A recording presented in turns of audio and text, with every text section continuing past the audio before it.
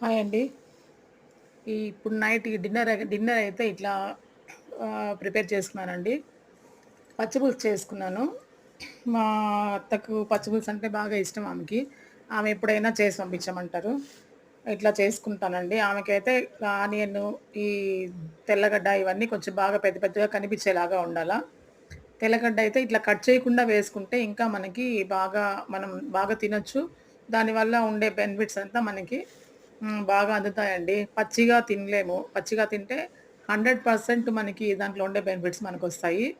మనం ఇట్లా కొంచెం బాగా ఉడకపెట్టి కొంచెం టేస్టీగా తినాలనుకున్నామంటే 50% ఉంటుంది. అయినా కూడా చానా బావుంటుందండి. ఇట్లా ఉడకపెట్టి తిన్నామంటే మట్టుకు ఒకటి తినే చోట 2, 3 కూడా తినేసేయొచ్చు రైస్‌లో పెట్టుకొని.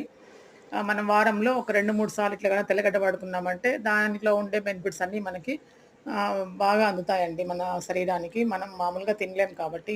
ఓకే అండి.